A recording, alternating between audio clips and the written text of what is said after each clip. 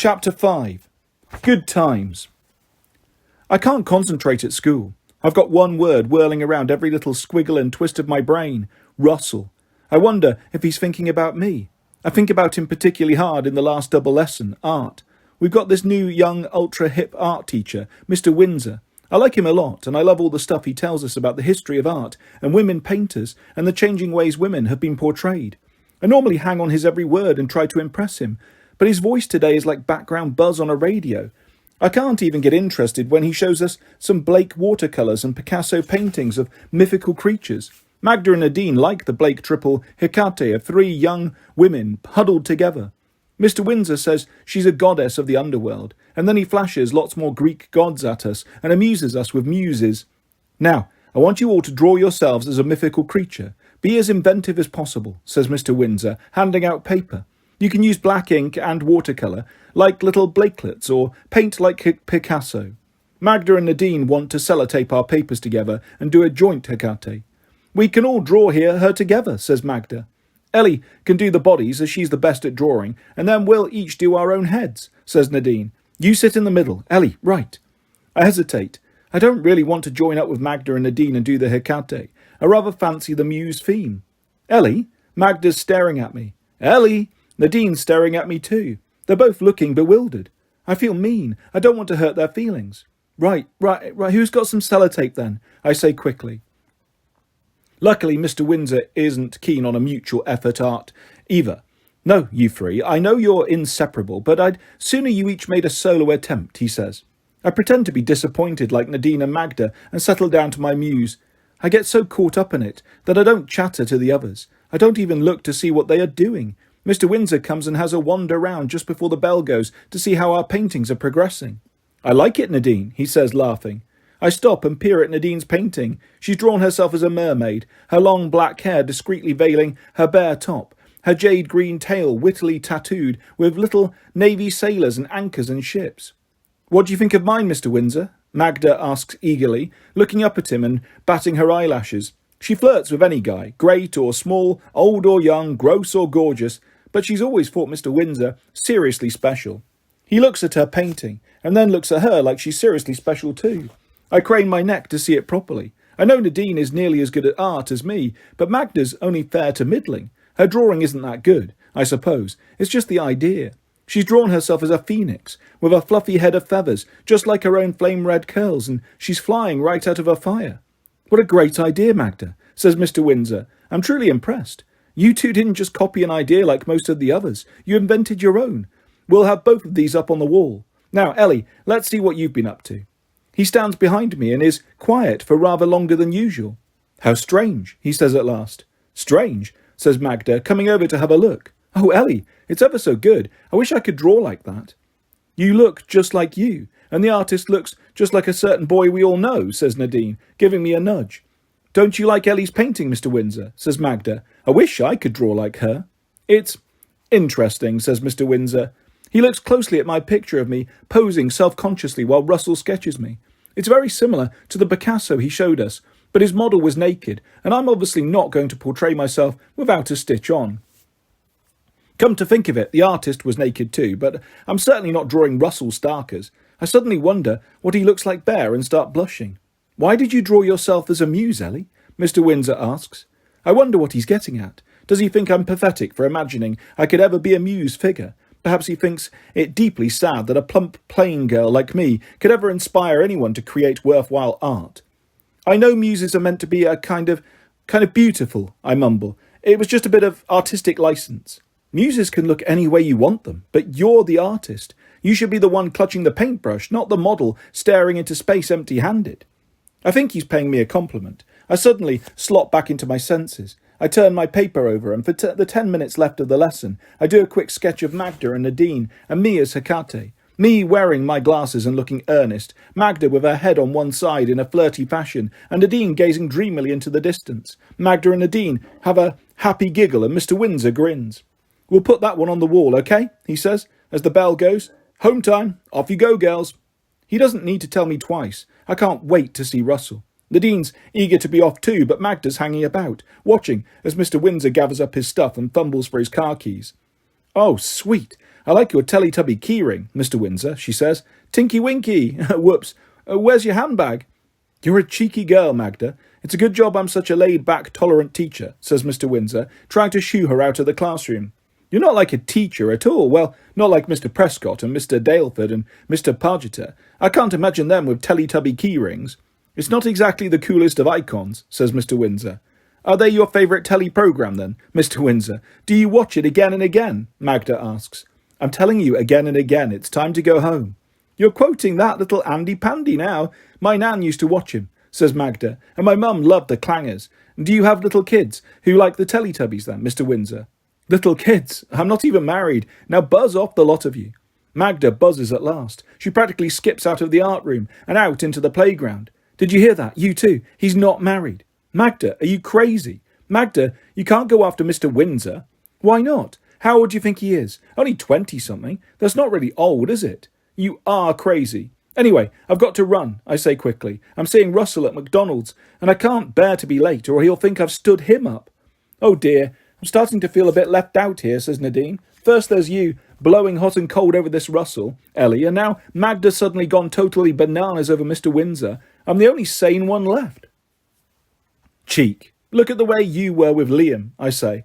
Nadine flinches a little. I bite my lip, wishing I hadn't said it. Sorry, Nadine, I say guiltily, giving her hand a squeeze. That creep Liam is history, says Magda firmly. But there at the school gate is Liam himself. He's standing, looking our way, ultra cool in his black clothes, his hair flopping sexily forward, his dark eyes gleaming. Nadine is always pale, but now she goes so white I'm scared she's going to faint. She takes one wobbly step, then I grab her by the elbow, Magda the other. There, Nadine, don't worry, we've got you, I say. The cheek of that creep, says Magda.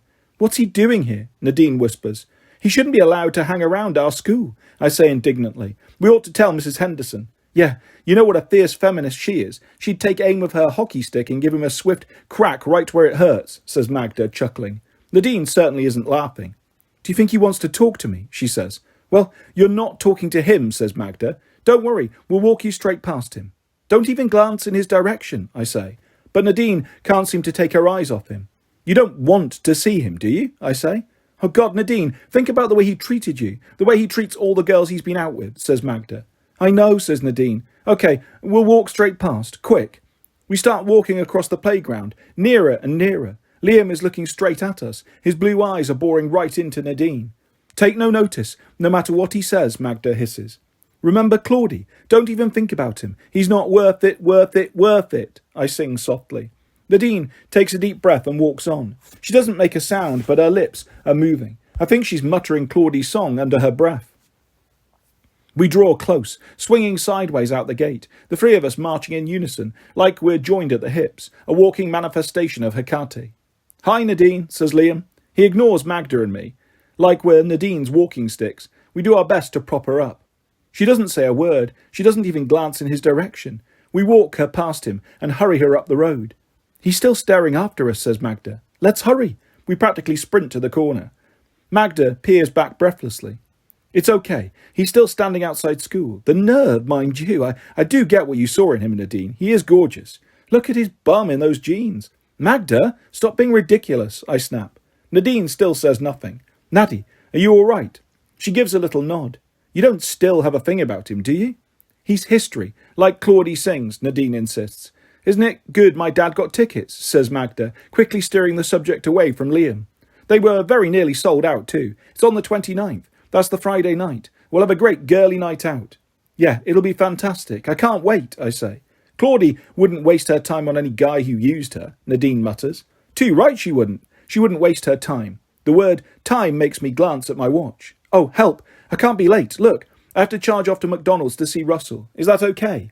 Don't worry, Ellie. I'll go back to Nadine's with her, says Magda. We can do our homework together, right, Naddie? Oh, no, it's maths. Can I copy off you two tomorrow morning, before school? I beg. You could always ask Russell for help, says Magda, seeing as he's the seriously brainy type. I'm not so sure I appreciate this remark. I like it that Russell's clever. It's a huge bonus he's so gifted at art, too. But I wish Magda thought he was gorgeous like Liam. Do I think Russell is gorgeous? I try to conjure him up in my mind as I rush off towards the town centre. It's weird. I've thought about him constantly all day, and yet now, when I'm about to meet him, I can't really think what he looks like. I just keep seeing my own portrait of him instead. Then I catch a glimpse of myself in a shop window, and I start to worry what I look like. If only I'd thought to bring some other clothes with me to school. I look so stupid in my horrible old school uniform. The skirt's so short and my legs are so fat. My hair's standing on end like I'm shock-headed Peter, and I've got yoghurt slurp all down my school sweater. I put down my school bag, struggle out of my blazer, and start pulling my sweater over my head. There's a chorus of piercing wolf whistles from a stupid little gang of Year 7 Allen's boys. I stand my ground and sigh disdainfully, even though I can feel myself going red. "Hey, girlie, all your blouse is undone. You can see your whatsits," one yells. I struggle. I know it's a joke, but I can't be sure. What if... I look down. My blouse is buttoned. They all shriek with laughter. I say farewell to dignity, make a very rude gesture at them, grab my gear and hurry on. I'm not at all sure about wearing the blouse without the sweater. The buttons do come undone sometimes. It's too tight, so that it bunches across my chest. It doesn't look remotely inviting. It just looks like I've got a couple of unwieldy bags of sugar stuffed down my shirt front. What if I've got all sweaty with the rush and the hassle with Alan's idiots? If only I'd taken my deodorant to school. Oh God, if only I could rewind and start again. But I really need to fast forward because the journey's taking longer than I thought. Maybe he'll give up on me or think that Dad never passed on the letter. Maybe I almost wish Dad hadn't given me the letter. What's the matter with me? I've been looking forward to seeing Russell all day, but now I'm dreading it. My hands are clammy, my blouse is sticking to me, my tongue is tingling, my tummy's clenched. I'm dying to go to the loo and my brain is going bleep, bleep, bleep. I can't think. What shall I say when I see him? "Hello, Russell. Hi there. Fancy seeing you. Sorry I'm late. Remember me? Hello? Hello? Hello? Knock, knock. Who's there? Oh God, I'm really going crazy. I'm going into the Flowerfield Centre. It's just down the escalator and I'm outside McDonald's and bang, bang, bang, my heart beats because I can see him there, peering all around, looking for someone, looking for me." He sees me and starts waving. So eagerly he knocks his cup of coffee flying. I go up to him, grab a couple of paper napkins and get mopping. "Typical," says Russell. "I was sitting here practicing the coolest way of saying hello, and then I see you and spill my coffee all over myself. Not exactly the coolest action in the world." "It's possibly the hottest way of saying hello," I say, discarding one soggy napkin and starting with the next. He's got coffee all in his lap too, but I can't really dab at his trousers. "Good job it's lukewarm because I've been here ages," says Russell. "I'm sorry I'm a bit late. Did you think I wasn't coming?" "I wasn't sure. Your dad was really mad at me at first, but he didn't seem like the kind of guy who'd hang on to my letter, though I didn't know if you'd want to come. You must feel I'm totally pathetic, not allowed out by my stupid father. Talk about humiliating." Russell raises his eyebrows in mock despair and mops his sketchbook dry. "The coffee hasn't gone on your sketchbook, has it?" "I don't think so. Maybe it's added a sepia tint or two. I didn't have it open. I didn't want to look too posy sketching again, even though it's what I like to do best. Well, second best." "So what's best, then?" I ask. "Kissing you," says Russell. We both blush violently. "I'll get you a coffee, and me a replacement," says Russell. "Do you want anything to eat?" We end up sharing French fries, taking turns chip by chip. "I can't get over you practically combing the neighbourhood for me," I say. "I'm sorry. It was a kind of desperate, needy thing to do."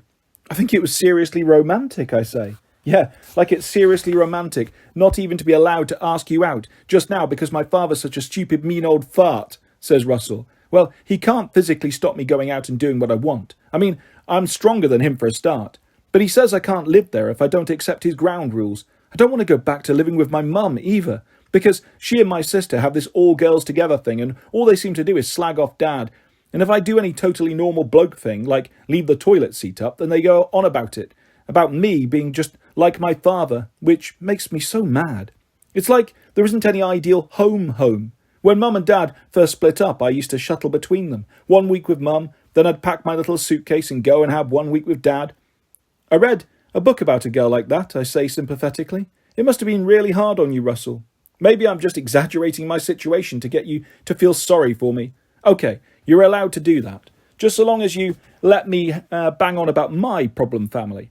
I have a good moan, though. I feel a bit mean as Anna has been so sweet to me recently. Dad seems to have taken off of this unreasonable ogre head, and even Eggs has seemed quite cute the last couple of days, drawing lots of pictures of monsters and monkeys and lorries and trucks and fire engines, claiming he's helping Anna with her jumper designs. I suppose my family aren't too terrible, I wind up eventually. But I can't wait until I'm 18. Nadine and Magda and I all want to share a flat. Maybe we'll all go to art college. Not my dad's. Hey, show me what you've been drawing. I'm hoping there are sketches of me. There are several. Me arm in arm, I with Magda and Nadine. Me chatting on the bus. Me walking hand in hand with Russell in the park. He's glamorized me considerably. He's defrizzed my hair and penciled it in as flowing curls, pared down my weight, added several inches to my height and given my outfit a designer edge. He set about improving his own image too, adding to his stature and muscle tone until he looks like an Olympic athlete bulging out of his uniform. He's made his hair more sexily floppy, and he's given his features a full Leonardo DiCaprio makeover so he could get a job as his double for the movies. I wish, I say laughing. What? Russell sounds a little peeved. We don't look like that. Yes, we do. Well, you do. Rubbish. And the park certainly doesn't look a bit like that. You've drawn it like a romantic rose-strewn bower. OK, maybe I used a bit of artistic license here and there. Tell you what, let's go to the park now and I can sketch it like it really is. Oh yeah, so it's not come up and see my etchings, it's come out and watch my sketchings. You can sketch too. Come on, Ellie, finish up the chips and let's get cracking. But you've got to go home, and so have I. Look at all the trouble we both got into last time. It's not even 4:30. I told my dad I was going to this art club. I do sometimes stay on. We've got a great art teacher. Anyway, Dad and Cynthia don't get back from work till 6:30, so he's not to know, is he? My dad is back from art college by 5 some nights, and Anna will be home with eggs. Can't you say you're at an art club? I suppose. Mr. Windsor was talking about starting one the other day. He's great, too. My friend Magda's developed this serious crush on him. She was having this terrible flirty conversation with him today, and he seemed to be enjoying it terribly. There's a little pang in my voice. I've had a little bit of a crush on Mr. Windsor since he came to our school. I suppose I've always thought of him as my Mr. Windsor because I'm the one so nuts on art. But he's never chuckled at me the way he did with Magda. Everyone always fancies Magda like mad, I say. I don't, says Russell. Don't you? I say, ever so eagerly. No, not a bit. I mean, she's fun, she's pretty and all that, but? Well, she's a bit obvious, all that giggly, wiggly stuff. Hey, Magda's my friend, I say, but there's a tiny wicked bit of me that is thrilled. I know, you and Magda and Nadine, the unholy trinity. What do you think of Nadine? She's not wiggly and giggly. Yes, but she's sort of weird and stuck in her own world. She's okay. Magda's okay, but you're the one that I want, Ellie. It's a supremely magical moment. But his words remind me irresistibly of John Travolta. Russell grins, on the same wavelength. You're the one that I want, he sings. Ooh, ooh, ooh, I sing back, and we both collapse. We have this long, involved old movie conversation all the way on the bus, comparing our special favourites. Sometimes we differ. He's a total Star Wars freak, while I find it all a big yawn. He wanted to vomit whilst watching my beloved Little Women. I get scared telling him my number one favourite film is The Piano. I won't be able to bear it if he sneers.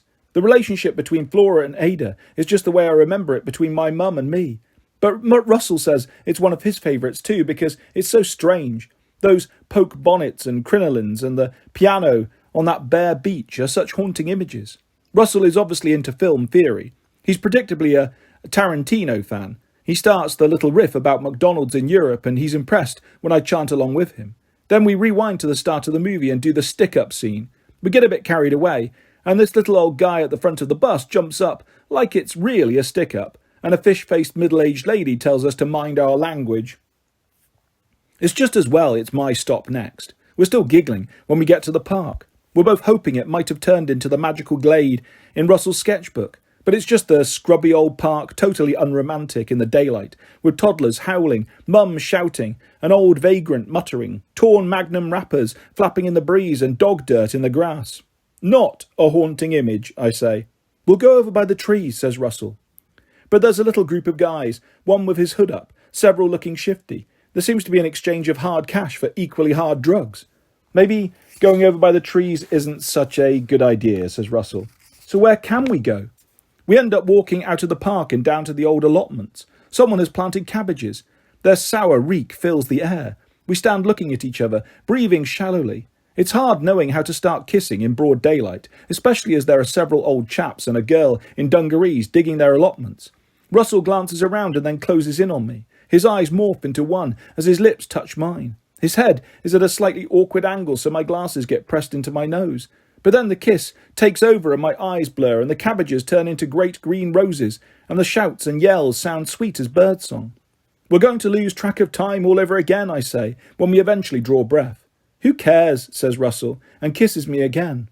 I care, I say eventually. I don't want you to get into any more trouble with your dad. I care too, says Russell. I don't want you to get into any trouble either. So we'll go now. Well, in a minute. One more kiss. We do go, after quite a few more kisses.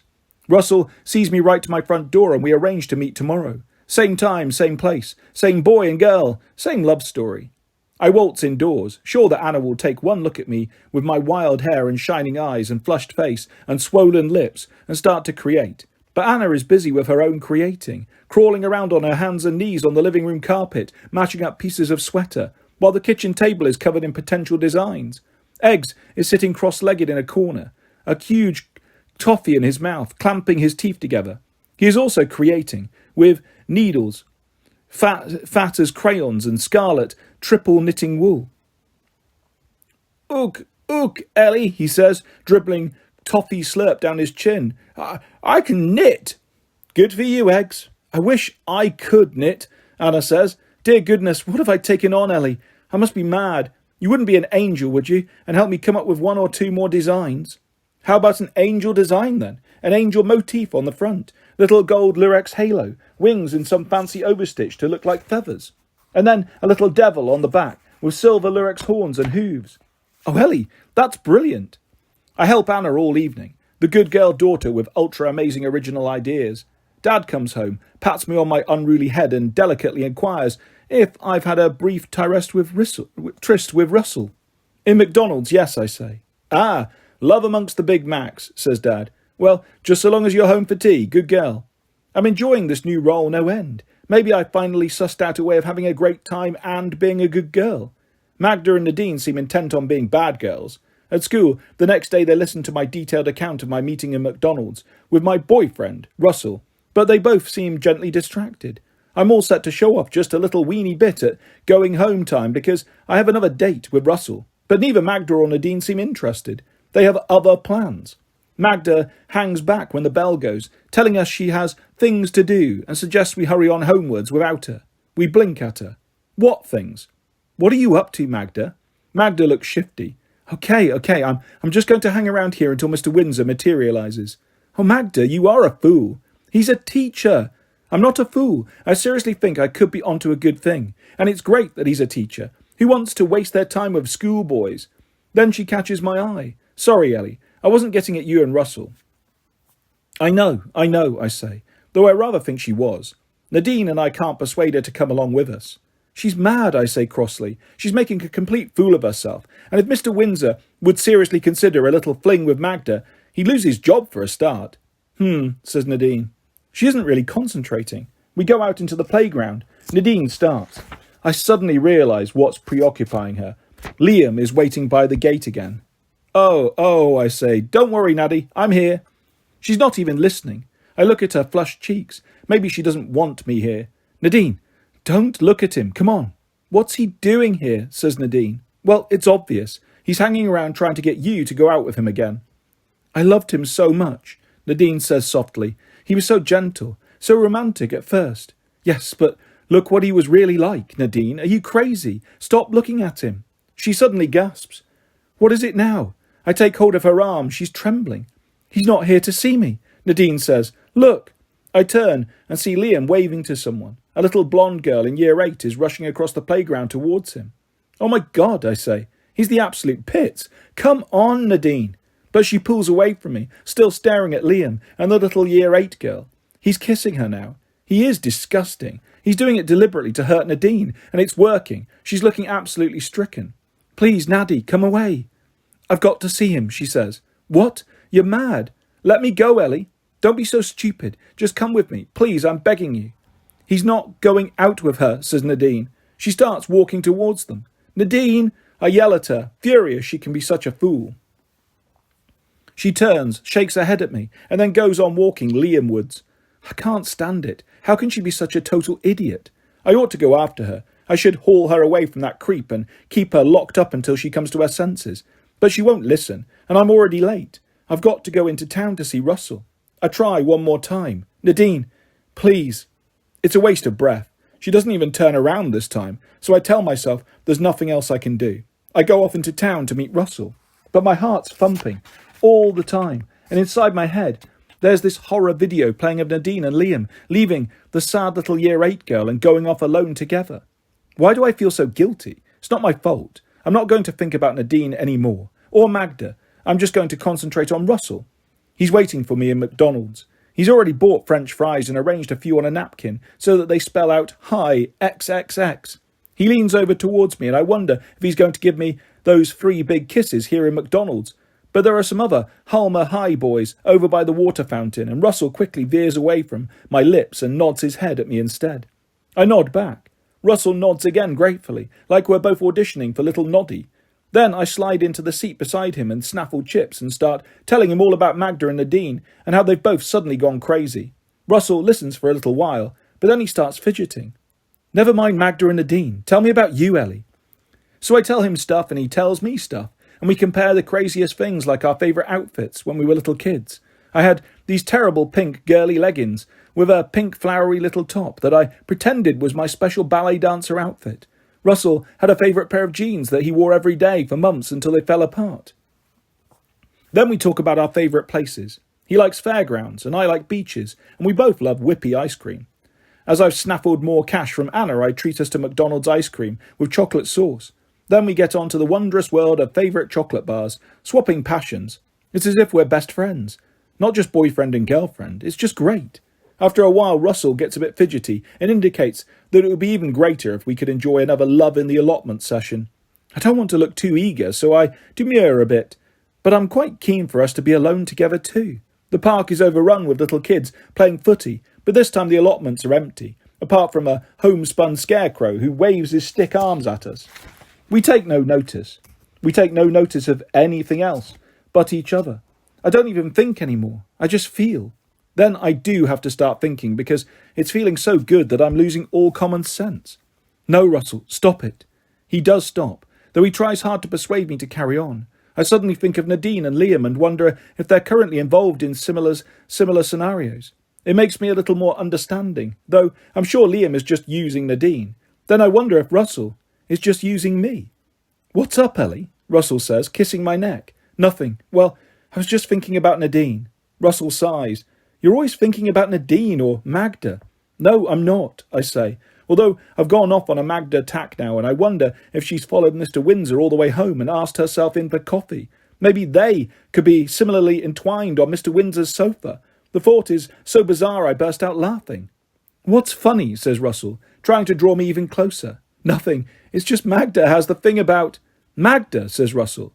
See, I'm right. Magda, Magda, Magda. Nadine, Nadine, Nadine. You and your girlfriends. Did your last girlfriend have special best friends too, I ask. Says Russell. He hesitates. Well, if I'm absolutely truthful, no, you'll laugh at me. No, I won't. You're my first girlfriend. Really? Yeah, I mean, I could have gone out with various girls, and then there's the school discos. I've danced with heaps of girls there.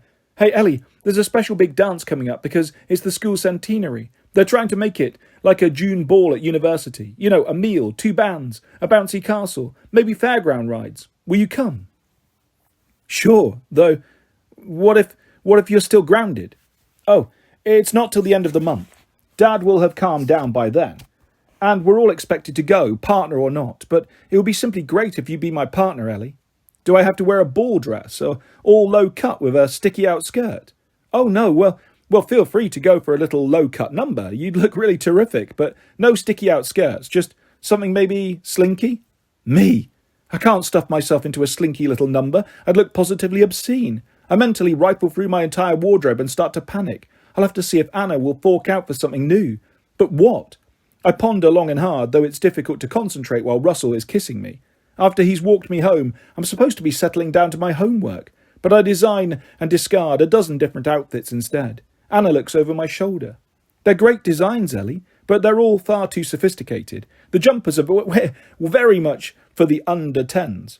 Anna is living, eating and breathing jumpers. It's as if her brain is 3-ply cable twist. She's wrapped up in her own woolly world, and even when she's talking to Eggs or Dad or me, you can see the click-click of knitting needles flickering in her eyes. I ring Magda to ask her advice about outfits for Russell's dance, but she's out. Her mum becomes anxious. She thought she was round at my place. I ring Nadine, but she's out too. Her mum becomes annoyed. She thought she was round at my place. Help! I've unwittingly got both my friends into serious trouble. And what on earth are they doing out late? What's happened? Is Magda really having a passionate encounter with Mr. Windsor? And what about Nadine? Oh God, I should have tried harder to stop her going off with Liam. What sort of friend am I? I'm starting to get really worried. Our phone goes halfway through the evening. I rush to answer. It's Russell. Russell, I say, surprised. I nearly say I hoped you were Nadine or Magda, but this would not be a good idea. Dad and Cynthia have gone out for a drink, so I've got the place to myself, says Russell. I'm supposed to be doing my maths homework. I've still got last night's maths homework. Oh, I'll have to copy off Magda again, and then there's French, and I didn't do last night's either. But I thought I'd much sooner talk to you. That's great. I wish we were still in the park together, Ellie. I love it when we're together. I do too. You don't sound very certain. It's kind of awkward right now, I say. The phone is in the living room. Dad is staring at me, earwigging every word, even though Eggs has the television up so loud I can barely hear myself. Even Anna has stopped crawling around the carpet and has her head on one side watching me. Awkward, says Russell. Oh, you mean you've got Magda and Nadine round? I don't like his tone. So what if I did have Magda and Nadine round? No Magda, no Nadine, but Anna and Dad and Eggs are all in the living room, I say. What, listening right this minute? You've got it. Can't you use the extension? We haven't got one. Tell you what, I'll email you a message. Can you commandeer the computer? Russell, we haven't joined the real world. Dad's old Apple Mac isn't up to email. Okay, I know. I'll write you a sweet old-fashioned love letter. How about that? That sounds great. And you'll write me one too? Okay. And we'll swap them tomorrow. In McDonald's. Right. See you then. Yes. Bye for now. Bye. Bye, Ellie. It's been great talking to you. And you. And don't mind me phoning? No, not a bit. Tomorrow then. Yes. Bye. Bye. Oh, please, put the phone down, Dad hisses, but he's smiling. I do put the phone down and smile back. I feel this great glorious grin flash across my face. He's very keen, says Anna. I say happily. I still don't approve at all, says Dad, but it's obvious he doesn't really mind. Eggs is the only one looking mutinous. I don't like this new boyfriend, he declares. You haven't met him, silly, I say, picking him up and turning him upside down. I used to be able to shake him like a beanbag, but now it's a real struggle. Eggs is still skinny, but he's growing rapidly. It's a weird feeling that maybe one day he'll be towering over me, and there might be enough muscle in those matchstick arms to pick me up and turn me upside down. I get a flash of what it might be like for Dad. He's so used to me being his funny, fat little Ellie. It must be so weird for him now I've started going out with boys. I don't want to meet him, Eggs gurgles, going beetroot red. Put me round the right way, Ellie. He kicks at me and struggles. Ellie, he'll be sick in a minute, says Anna. I write him quickly. I've had Eggs puke all down me before, and it's not a pleasant experience. I like Dan, Eggs says, harping back to this other boy I used to know. Russell is 100 times better than Dan, I say. Do you love him then? Asks Eggs. He stares at me. Do you? Why have you gone all red, Ellie? I retreat rapidly to my bedroom. I let the French and maths homework go hang. I worry a bit about Nadine and Magda, but most of the time I lie on my bed and dream about Russell. Do I love him? I think I do. I do. Chapter 6. Bad timing. I get to school very early. I wait for Magda. I wait for Nadine. They don't come in early. They're both very late, after the bell. Nadine is very pale, with dark smudges under her eyes. Magda is flushed and jittery, hardly able to keep still. And she hasn't done her maths homework, so we're all in trouble. There's no way we can talk about yesterday evening under the watchful eye of Mrs. Henderson, so I pass them both notes. Nadine, what happened with you and Liam? Tell me, in detail. Are you okay? You're not cross with me, are you? Love, Ellie. Magda, what happened with you and Mr. Windsor? Tell me, in detail. Are you okay? You're not cross with me, are you? Love, Ellie. For 5 very long minutes, I don't think either of them is even going to bother to reply. Then Nadine starts a note in her Gothic script, and Magda writes her little round scribble. Ellie, I could kill you for ringing my mum like that. I am very cross with you. I don't want to write stuff about Liam. It was so upsetting and horrible last night. I'll tell you and Magda later. Love, Nadine. Ellie, I had a terrible time making up excuses to my mum because you were daft enough to ring up, and I wasn't in the mood. Don't ask me about Mr. Windsor. It was awful. I'll tell you and Nad as soon as poss. Love, Magda. I can't wait to get them round by the porter cabins at break, where we can be private. Magda, what happened last night? Nadine, what happened last night? You tell first, Magda, says Nadine. No, you tell, says Magda. I had to go and talk to Liam, Nadine starts. She sees me shake my head. Don't look at me like that, Ellie. Honestly, you think I'm mad, don't you? Yes, she is, isn't she, Magda? I don't know. Maybe I'm the mad one, Magda mumbles. Well, I'm not mad, says Nadine. I don't love Liam anymore. I hate him. All right, when I saw him outside school, I couldn't help feeling a bit funny, especially when I thought he was waiting for me. But then, when I saw him with that new Year 8 girl, she's called Vicky, and she's so sad. I just felt boiling mad. How dare he treat you like that, deliberately kissing that girl in front of you, I say. How dare he treat her like that? She's only just 13. He's so sick. He was thrilled, too, when I went storming up to him. He looked at me like, see, Nadine, look what you're missing. It made me want to slap his stupid face. But I started talking to Vicky, telling her I needed to talk to her privately. She just thought I was making trouble, that I was jealous. Liam tried to make me clear off, but I just stood there in front of them, telling Vicky all this stuff about Liam and how he just uses girls. I came out with all these lovely secret romantic things he once said to me, and of course it turns out he said exactly the same things to her. So, then she started to wonder whether I was just trying to make trouble, like Liam said. I asked her to come for a walk with me, so we could have a proper talk together. Liam got very angry then and said I was just jealous because I'd blown my chances with him. He said he wouldn't want to touch me now if I was the last girl in the world. He said holding me in his arms was like holding a marble pillar because I was so stiff, so cold, so unresponsive. He said no boy would ever want to kiss me because I'm so boring. How dare he? The filthy creep, I say. Don't take any notice of that jerk, Nadine. You're beautiful and all the boys want to go out with you. You didn't take him seriously. Well, it was horrible, him saying all that, says Nadine, her voice shaking. But it worked for Vicky. She started staring at him in horror, seeing him in his true light at last. So we went off together. We left Liam just standing there. He started yelling stuff after both of us. Vicky started crying. I did too, actually. We went back to her house. It was okay. Her mum works late, so we had the place to ourselves, and we could have a good heart-to-heart. Turns out she was all set to do whatever he wanted because he got her convinced it was the way to prove her love. I know, it's so sad, but I nearly fell for that old line too. Anyway, I stayed really late at Vicky's because she needed a lot of looking after. I thought I'd tell my mum I was round at your house, Ellie, to save complication. Oh, I kind of complicated things more, I say. I'll say, when I eventually got home, my mum went bananas. She's convinced I'm seeing this secret boyfriend. It's crazy. All the time I was seeing Liam, she didn't suspect a thing. But the one time I'm truly just round at a girl's house, she goes nuts and I'm in deep trouble. She's not going to let me go out again in a hurry. She even started on about the Claudie concert, but I think I can still go okay, seeing it's with you two. I can't wait to see her on the 29th, says Magda. The tickets came this morning. The one good thing, at least the post got me out of bed. I wasn't going to get up today. I certainly wasn't coming to school, not ever again, actually. Because of Mr. Windsor. Says Magda. He didn't do anything really awful, did he? I can't believe it. I always liked Mr. Windsor. He didn't do anything, and I like him. He's lovely. Oh God, I made such a complete idiot of myself. Magda hides her head in her hands. What did you do? Tell Magda. Come on, I told, says Nadine, blowing her nose. Mags, you've got to tell us. We tell each other everything, I say, pulling her hands away. Her face is as red as her hair. Okay, I'll tell. I followed Mr. Windsor home yesterday. I stayed back after school. We had a little natter about this and that. I made out I was really getting into art and how much his lessons mean to me. He seemed dead chuffed about it. I didn't mean it. I know you're stuck on art, Ellie, but it's just a bit of fun to me. Anyway, Mr. Windsor and I seemed to be getting on like a house on fire. The way he was looking at me with those big dark eyes of his, it was practically Great Fire of London time. I just want to leave it when he sloped off to his car. I didn't. I wondered about asking him for a lift, but I thought he'd be a bit uncomfortable on the school premises. Anyone could be watching, so I thought, okay, cool it for a bit, but maybe sort of turn up at his house. Wow, Magda, you really flipped. Tell me about it, says Magda, shaking her head.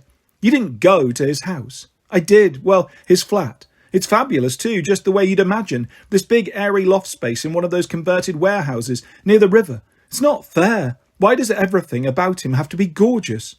How did you know where he lives? You couldn't have run along behind his car. How do you think I found out where he lives? I looked him up in the telephone directory at home, and I changed out of this ropey old uniform and wore my black lacy top. The see-through one?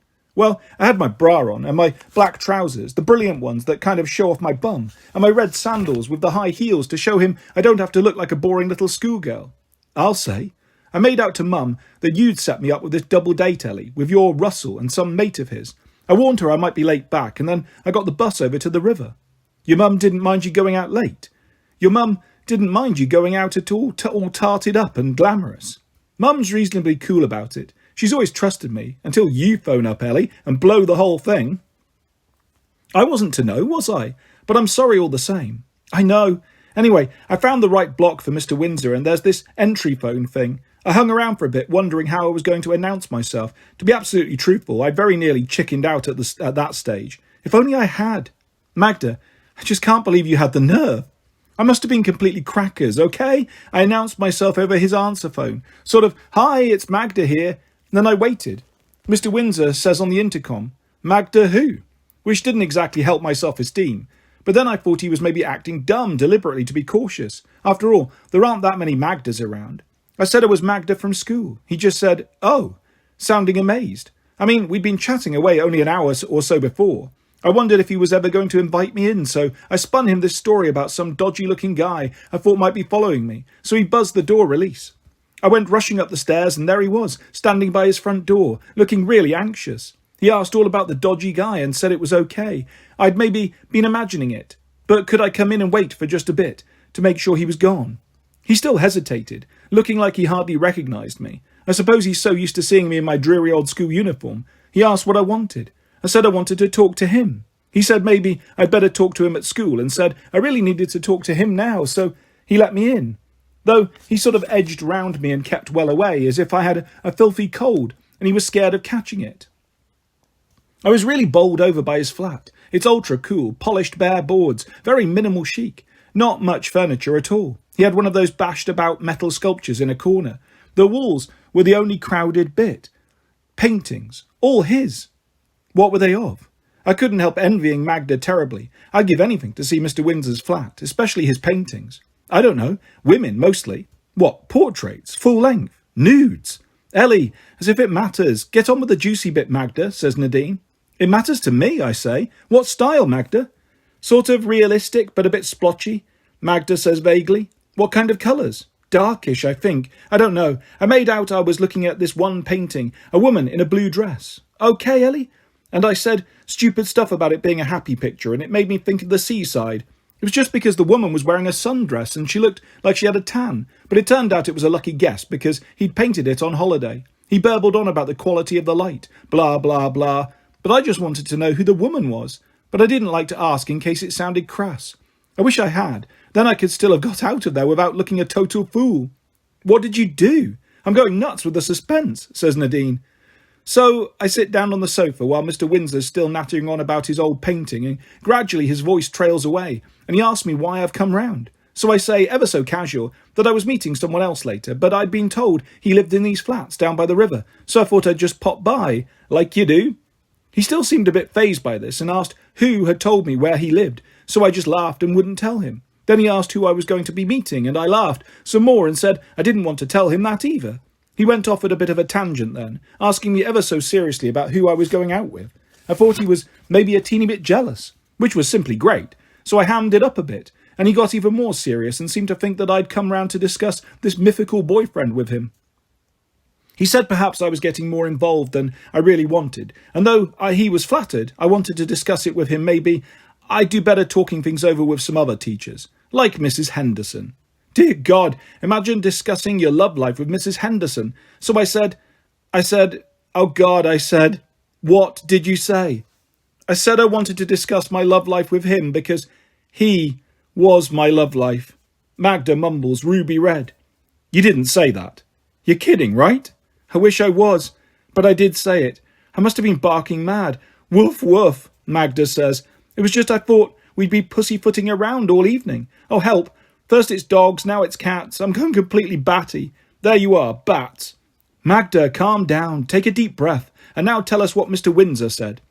He didn't say anything for a full minute. He just gave me this awful, astonished, appalled look. Then he kind of paced around the room, saying nothing at all, while I sat on his sofa, wanting to sink straight through the cushions because I could see I'd made this huge mistake. Then he went out into his kitchen, and I thought this was a signal to me to go, so I was just about to make a bolt for his front door when I heard this tinkle of glasses and a pop of bottle opening, and he came back with a Coke for me and a glass of wine for him. He gave me my drink, and then he sat down on the sofa too, but right up the other end. Then he says, "Oh, Magda," shaking his head, and I take a little sip of Coke, shaking so much my teeth go clink against the glass. I manage to stammer out, "Oh, Mr. Windsor," and then we both have a silly little giggle. Then Mr. Windsor says, "Oh, God, he was so lovely which kind of makes it worse." He says, "I'm very flattered that you've taken such an interest in me, Magda, especially when I know you could have your pick of all the boys." "He said that?" I ask enviously. "Those exact words?"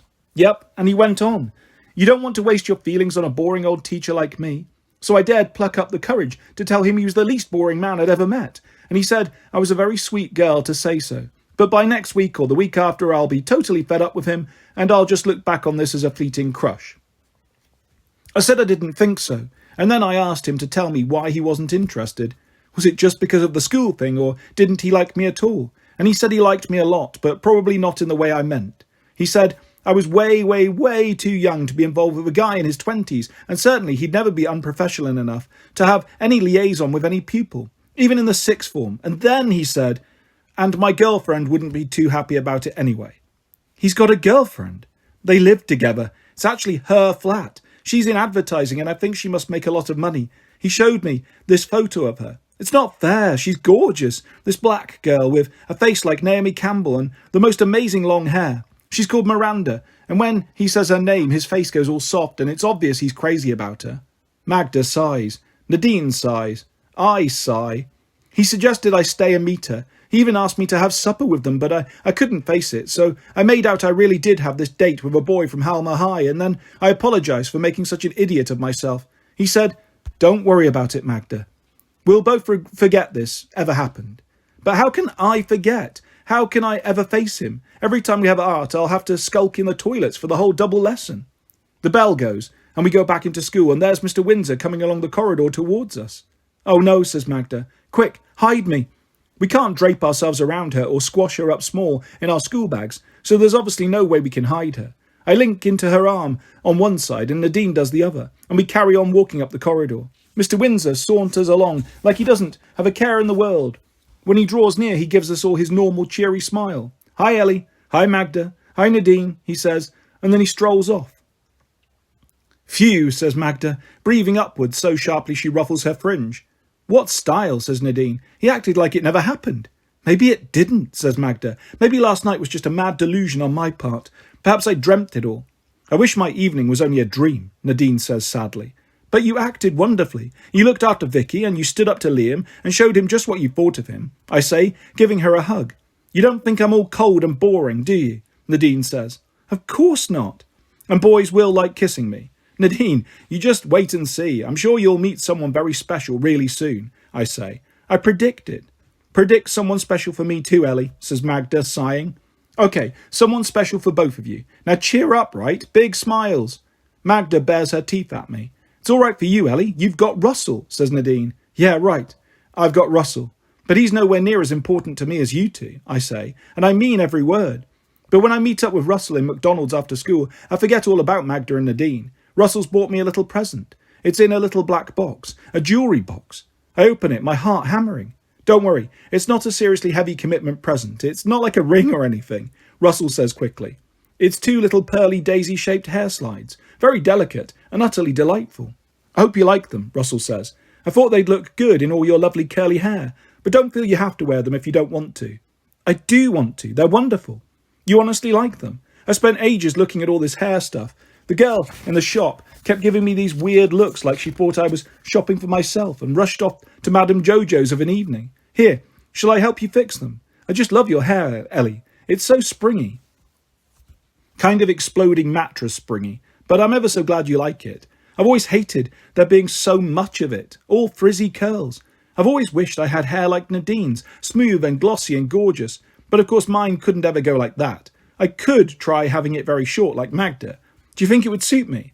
You don't want to look like Magda or Nadine. You want to look like you, says Russell firmly, clipping the slides into place. There, they really suit you, Ellie. Will you wear them to the centenary dance?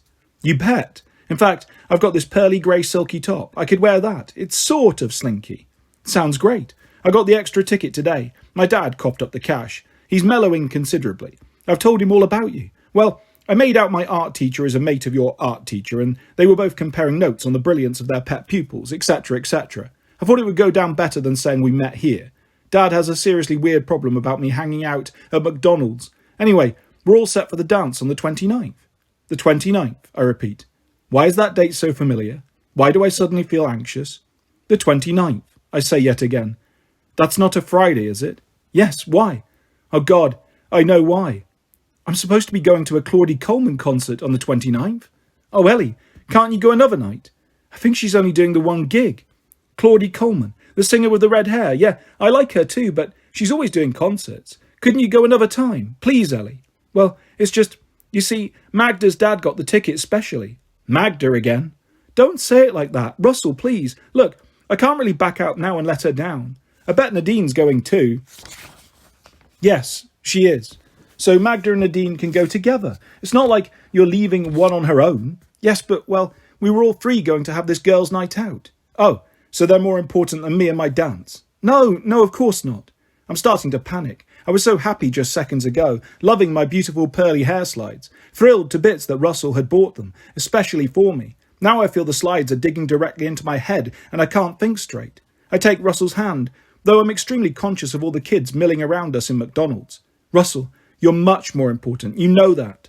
Then come to the dance with me, Ellie. I've spent the whole day showing off to everyone that you're coming. I'll look such an idiot if I have to say you'd sooner go off to some concert with a couple of girlfriends. It's not just any old concert. I've loved Claudie for ages, and I've never had the chance to hear her sing live before. And Nadine and Magda aren't any old girlfriends either. They're my best ever friends. But I'm your boyfriend, aren't I? Well, yes, of course. And you're my girlfriend, and I need you to come to this dance with me. Please, Ellie. Okay, of course I'll come. I'm sure Nadine and Magda will understand. Russell gives me a quick kiss right there and then in McDonald's. Nadine and Magda don't understand at all when I phone them both in the evening. Nadine listens while I tell her about Russell and his dance. You don't mind too much, do you, Nadine? You do understand, don't you? You'd probably do the same, wouldn't you, Nadine? Nadine says nothing at all, though I can hear the sound of her breathing on the other end of the phone. Nadine, speak to me. I don't want to speak to you, she says, and puts the phone down. I ring Magda and tell her. Magda says plenty. I can't believe you could be so amazingly ungrateful. We decided to go to the Claudie concert especially for you, because Russell had stood you up. Yes, but he hadn't really stood me up. He wasn't allowed out. Yeah, Daddy wouldn't let him out, which, if you don't mind me saying so, always sounded a totally pathetic excuse. But that's not the point. The point is that my dad got us those free tickets. I'll still pay for the ticket, Mags. My dad got those tickets as a present. We were going to have this big girly night out. I know, but you and Nadine can still go. You bet we'll still go. And I can come next time Claudie sings. Unless Russell asks you out on a pressing date, like a Big Mac and a large order of French fries. You're not being fair, Magda. It's this very special centenary dance at his school. He's told all his friends he's taking me. I'm sure he has. I've heard the way those Halmer boys talk about girls. Well, if you want to go and be exhibited as the latest notch on Russell's belt, you go for it, Ellie. You'd do the same, Magda. You in particular. You're boy mad. I can't stop myself. I think that's half the problem. You've had a down on Russell right from the start because he went after me instead of you. Oh God, what have I said? I take a deep breath. I'm sorry, Mags. I didn't mean any of that, I say, but she's put the phone down on me. I can't believe it. Both my girlfriends have stopped speaking to me. I sniff hard and make for the stairs. Everything is a blur. I suddenly encounter something small and bouncy on the stairs and scream as a large dagger pierces my ankle. The something screams too at the top of his lungs. Ow, Ellie, you hurt me. You walked straight into me. You did that on purpose and now look what you've done. You've made me drop all my stitches. Look what you've done. You've attacked me with your knitting needle. Look, I'm bleeding. And you've laddered my best tights too, you little moron. Hey, what on earth's going on? Says Anna, running into the hall, a ball of knitting wool caught comically around her ankles. We both start talking at once, Eggs wailing over his rapidly unravelling scarf, and me hopping on one leg, staunching the trickle of blood. Do calm down, both of you. Eggs, stop that noise. I'll pick up your stitches up for you. Easy peasy. Why did you barge straight into him, Ellie? He was sitting on the stairs as good as gold. I really can't stop now. I'm right in the middle of working out this really tricky design, and I'm seeing George tomorrow. Look, you're not crying, are you? It's only a little scratch. You wouldn't care if I had needles skewered all the way up and down my legs. Why do you always have to take Egg's side over everything? It's not fair. Why doesn't anyone understand what it's like for me? I shout, and I rush up the stairs and slam myself into my bedroom. I have a good long howl into my pillow.